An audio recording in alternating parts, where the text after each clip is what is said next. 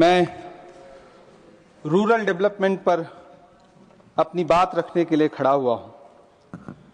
कोई खुशबू न कोई फूल न कोई रौनक, उस पे कांटों की जहालत नहीं देखी जाती। हमने खोली थी इसी बाग में अपनी आंखें, हमसे इस बाग की हालत नहीं देखी जाती। रात बस रात ही होती तो कोई बात नहीं, उसका आकार मगर दूना नजर आता है। जितने चमकीले सितारे थे वो सब डूब चुके, सारा आकाश बड़ा सूना नजर आता है। बुलबुलें खुश थी उम्मीदों के तराने गाए, लेके पतझड़ से बहारों को चमन सौंप दिया। अब तो मासूम गुलाबों की ये घायल खुशबू शीश धुनती है कि खारों को चमन सौंप दिया। तुमने क्या काम किया उनके अभावों के लिए, जिनकी मेहनत से तुम्हें तख्त मिला, ताज मिला। उनके सपनों के जनाजों में तो शामिल होते, जिनके चुप रहने की वजह से तुम्हें राज मिला। उदय प्रताप जी ने बहुत शानदार ये कविता कही है कि कवि की आवाज बगावत पे उतर आई है, दल के दलदल से हमें कोई सरोकार नहीं। तुमने इस देश की तस्वीर बिगाड़ी ऐसे, जैसे इस देश की मिट्टी से तुम्हें प्यार नहीं। वरना अंजाम वही होगा जो पहले भी हुआ। कुर्सी तो कुर्सी है, निगाहों से उतर जाओगे। मौत आनी है जब आएगी तुम्हारी खातिर, मौत से पहले बहुत पहले ही मर जाओगे। सभापति महोदय, गांव की परिकल्पना में प्यार था, अपनापन था, भाईचारा था। कभी महात्मा गांधी ने जब गांव का सपना बुना तो मुझे लगता है उसमें वो मोहब्बत थी कि गांव में अगर किसी बिटिया की शादी होती थी तो पूरा गांव अपने संसाधन लेकर के, कोई चारपाई लेकर के, कोई गुड़ लेकर के, कोई प्रेम लेकर के खड़ा हुआ करता था। लेकिन पिछले 2014 के बाद से गांव में जो नफरत बो करके विकास किया गया है वो अद्भुत और अकल्पनीय है। हालत यह है, हम जिस गांव में पैदा हुए उन गांव में कोई सीताराम चाचा, कोई भगवती चाचा हम लोगों की उंगली पकड़ करके चौराहों पर हमें मिल जाता था, आशीर्वाद भी देता था और डांटता भी था। लेकिन मौजूदा स्थिति यह हो गई है कि गांव में चाय, जो गुड़ की चाय बना करती थी, उसकी चकल्लस में जो चर्चा होती थी, उसमें जब से चाय में चर्चा वाली राजनीति घुसी है, उसने पूरे गांव का माहौल ऐसा कर दिया कि आप अब एक दूसरे से प्रेम से बैठ के बात भी नहीं कर सकते। मैं, माननीय मंत्री जी यहां पर मौजूद हैं, रूरल डेवलपमेंट के मंत्रालय के बजट पर चर्चा हो रही है। चाहे मनरेगा हो, चाहे किसान हो, सारा इससे जुड़ा वर्ग परेशान है।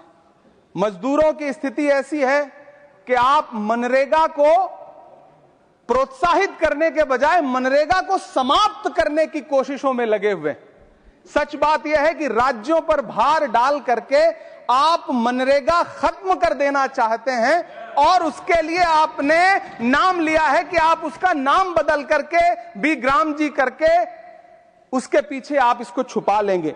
गांव में सड़कों की स्थिति खस्ता हाल है, चाहे उत्तर प्रदेश हो, चाहे मध्य प्रदेश हो, चाहे गुजरात हो, चाहे राजस्थान हो।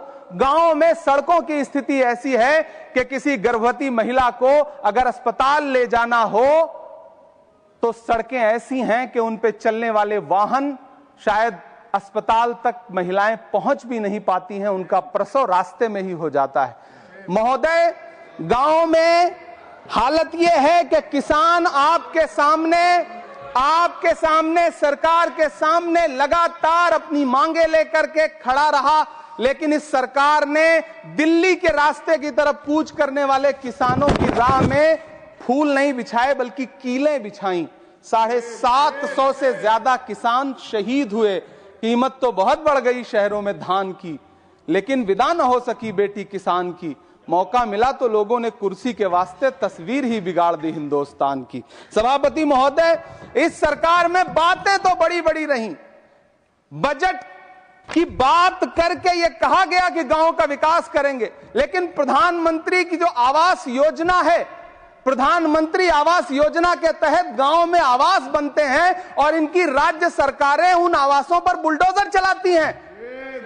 ऐसे कई मामले अलग अलग राज्यों में देश के सामने हैं। आप कहेंगे तो मैं पटल पर रख दूंगा, अभी हां पटल पर रख दूंगा, ऑथेंटिकेट कर दूंगा। महोदय, जब पीएम आवास योजना के तहत बनने वाले घरों पर बुलडोजर चलेंगे तो आप गांव के कौन से विकास की परिकल्पना कर रहे हैं? गांव को तो आपने भगवान भरोसे छोड़ दिया है। गांव में रहने वाला किसान अपनी मेहनत से अगर अन्न उपजा रहा है तो आप उसकी एमएसपी भी नहीं दे पा रहे हैं, आप उसको सहायता नहीं दे पा रहे हैं, बल्कि धन्ना सेठों की सरकार बना के रख दिया है आपने।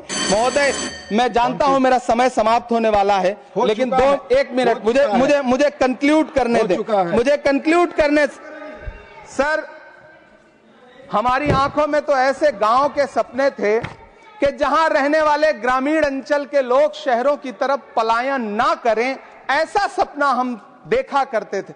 लेकिन गांव में डेवलपमेंट के नाम पे इस सरकार ने मूलभूत सुविधाओं से भी गांव को वंचित रखा हुआ है, जिसकी वजह से गांव पलायन करके शहर की तरफ भाग रहे हैं और गांव के गांव खाली होते जा रहे हैं।